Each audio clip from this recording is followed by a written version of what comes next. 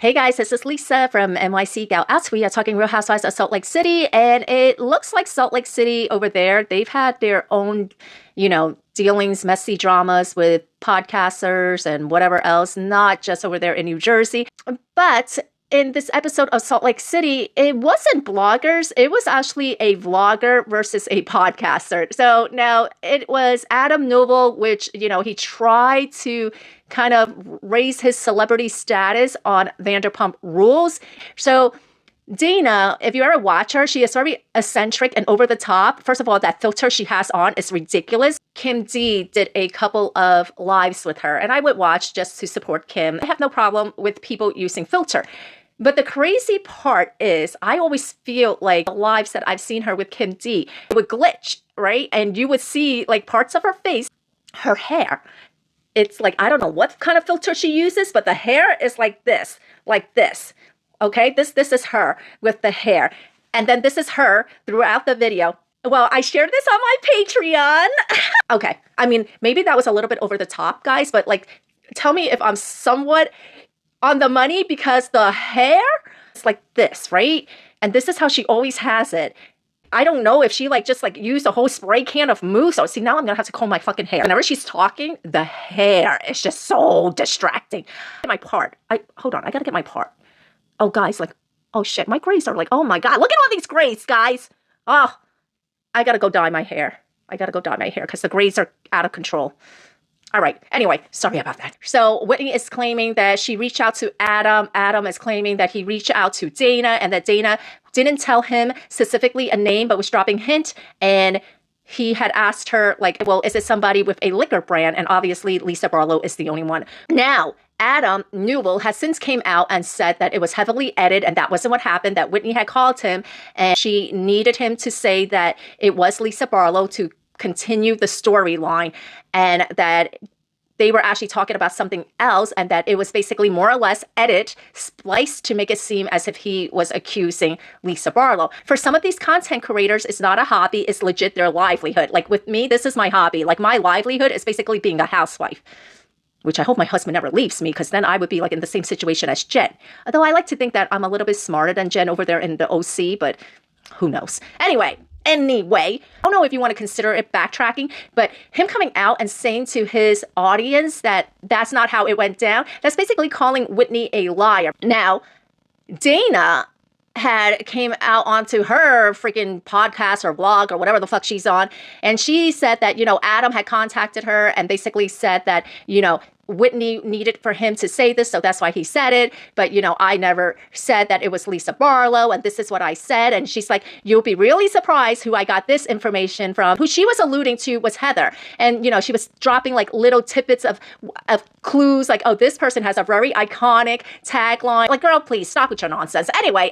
But if you know Dana Wilkie, you'll also know that she likes to basically exaggerate. They legit all do because legit this is how they fucking make their money. So they all do it. I do this for fun though. So, I mean, that's why I don't rush out episodes. And that's why sometimes I'll go a whole entire, these episodes come out on Wednesdays and Thursdays. Sometimes you won't even see my recap until Sunday or Monday morning. But, so to me, it's a hobby. It's for fun. But I feel like content creators who are using this as a livelihood, as an actual paycheck, it gets to the point where sometimes they just need to make shit up because that is how they engage their audience and they generate sales, right? It's very hard to maintain your audience. And these people like to consider themselves as Inspector Gadget, but they're not. So the thing with Dana is that someone on Instagram, another account, actually hopped on to Instagram to call Dana Wilkie out.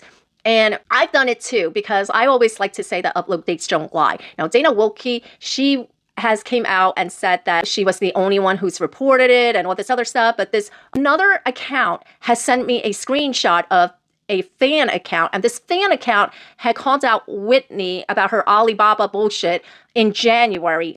I will say, though, I have had my own experience with Dana Wilkie. Now, Dana Wilkie, okay, she legit, when all of that New Jersey stuff was happening, right? She had written something I would love to talk to you anytime or something like that. And I just basically ignore her because she's annoying. I find her very annoying and there's no way I would have been able to sit there and talk with her.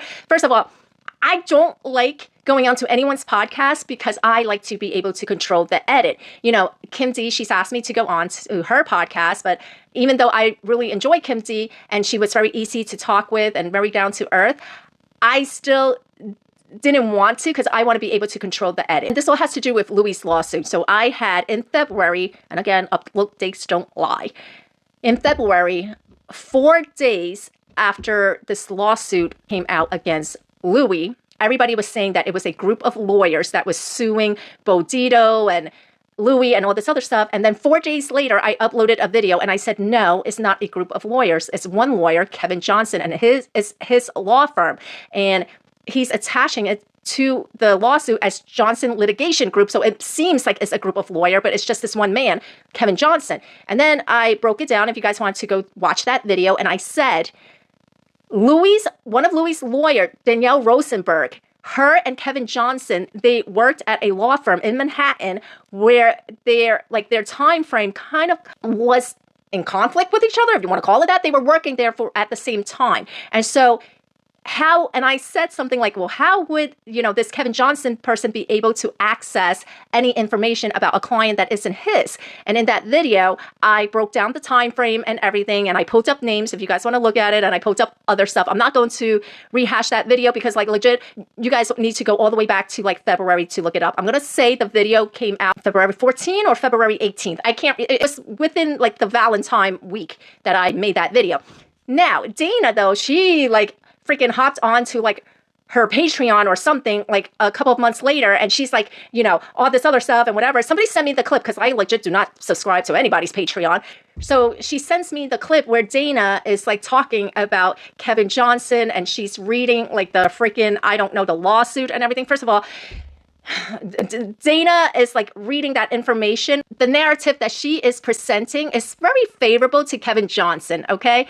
But it's not from a neutral perspective. Now, people think that I got that info from freaking Louis or Teresa or whatever. And I always say this, I don't know these motherfuckers.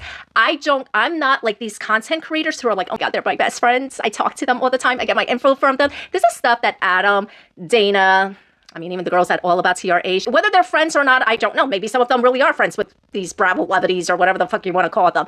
Legit, I would never do something like that unless it was Taylor Swift. If Taylor Swift was ever to like a comment or even freaking DM me just to say, hey girl, can you buy my Eras Tour ticket? I would start going around telling everybody, Taylor Swift's my best friend. But legit, some of these Bravo content creators, that's how they act towards these Bravo levities, right? They might get a comment or a like or whatever, or even if they come onto the podcast to do an interview or whatever, all of a sudden they're best friends and they're invited to each other's weddings and all this other stuff. I don't know. But for me, I just always tell everybody, I don't know who the fuck any of these people are because I legit don't. Now, how I got that information was not from anyone in New Jersey and the cast of New Jersey. I got that information independently. Okay, now I say all of this about Adam and about Dana and whatever because this episode basically centered around that. And Lisa is adamant that never happened. Towards the end, though, Justin and John kind of get into it a little bit. So that was a little interesting to see. And Justin is messy. Let me tell you, there was always something weird about Justin and Whitney's relationship. Yes, there is a big age difference, but it wasn't just that. It was the fact about how comfortable that they were to act on TV in the most cringe manner. I always felt like Whitney, she sexualizes herself a lot, whether it's because of her childhood trauma healing journey. Is this girl legit in therapy or not? Because she always talks about her healing journey, but is she actually in therapy or is she just doing the sound bowls? Because girl, the sound bowls, you're going to need more than just sound bowls and being all Buddha Zen and whatever else. If you have legit childhood trauma, you need to see a professional therapist, psychologist, psychiatrist, counselor, somebody that specializes in trauma. Because as great as yoga and meditation and being all one with the spirit and, talking to your pet rock and all that other stuff, it's not going to heal you. I don't care what holistic crap is out there that says that, but it's people who claim that they could eat blueberries and cure brain cancer. No. I just feel like Whitney is very desperate to stay on. This is really her storyline because for the first 2 seasons, her storyline was her dad. Season 3, her dad bounces, and then all of a sudden her new storyline is that she's on this healing journey. I always feel like the editing department of Salt Lake City, they are top tier. So how they did this episode was, it was mob wives, Dean. And you know, they said that Angie was like part of the Greek mafia and all this other stuff. So it starts off with that kind of like really playing up to like the whole Godfather theme and everything. It was really cute. Her and Shawn, they are celebrating, or they were celebrating their 25th wedding anniversary. They had it at their house. It was a catered event. It looked really beautiful and everything. She invited, you know, Lisa, even though her and Lisa were having problems. She also invited Meredith, and Shawn felt a certain way about Meredith because, you know, they felt that Meredith was like putting out that like Shawn was gay, that he was like hooking up with men and stuff. So last season's episode, Shawn said something like, she's not invited to our house. I don't want her anywhere near me and all this other stuff. But they were able to move past it. Now, here's something though. I said a few seconds ago that I always felt like there was something very off with like Whitney and Justin. What I felt was very off with Whitney is I feel like Whitney wants to present herself as the girl next door, but she's very devious. I feel like there's something devious about her. And the reason why I say that is because I remember first episode out, she had a stripper pole. Not that, you know, that means anything, because like legit, what the fuck would that mean? Like, it doesn't mean anything. But just thought it was very, I'm not going to say performative, but I just felt like she wanted to come across a certain way, that she wanted to be known as like the young, hot housewife. And she was really messy in like the first two seasons. If you remember the first two seasons, she would get drunk, and I don't know if it was because she would need liquid courage or liquor courage, but she would get drunk and then she would say things, okay? So I remember she got drunk and she said that basically Lisa Barlow gets like NBA tickets for, you know, whatever. So I feel like Whitney is the desperate one in Salt Lake City. So now when I say desperate is that, you know, in every single franchise, there is always that one person that I feel like don't have anything to fall back on. So when I think of like Salt Lake City last season, the person who had nothing to fall back on was Monica Garcia, because she legit had like jack shit to fall back on. Now, sometimes when you have nothing to fall back on, it can be because you're single, right? You are the sole provider. It could be that you were basically putting all of your eggs in the Bravo basket and, you know, you're kind of desperate to do something because that is your only source of income. Whitney did not have any sort of business venture before she joined Salt Lake City. And it was a source of contention between Lisa Barlow, Heather, and Whitney. So Lisa Barlow, I know Noah had came out and said something, and Noah actually misspoke.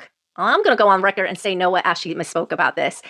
Lisa had came up with this concept about business women in Salt Lake City. They did a sizzle reel. They hired an actual production company to do a sizzle reel. That sizzle reel got shopped around, and in July, when they were pitching it, the network that picked it up was Bravo, and they revamped it into another housewife franchise, which is why, you know, people were like, okay, Salt Lake City, nobody really thinks of Utah as the place. Well, nobody thinks of Utah as the place because they were not out scouting for a location in Utah to be the next housewife franchise. That wasn't how it worked. Sometimes that's how it works with some of these other franchises, but that wasn't how it worked with Salt Lake City. Lisa Barlow already had a sizzle reel that was done, and they shopped it to networks as a reality show, and Bravo picked it up. But, and that's why I said Noah misspoke, because Noah, when Monica Garcia was shown the door and told her bye, given the pink slip, Noah had like went around and did like media rounds. And there was like one, I can't remember if he did that interview with Variety or somebody else. I don't know who he did that interview with, but he misspoke on that part. And the reason why he misspoke on that part is because Noah is not, he's not somebody that is like with the day-to-day operations, which is why he wouldn't have known about that specific, you know, whatever. Which, by the way, speaking of Noah, I know that crazy ass old news, old nose, whatever the fuck she goes by. She like legit hopped on and tried to make it seem to Jen Aiden that she actually spoke with Noah. And I was like, no, absolute freaking way, because Noah is not someone that you would have access to.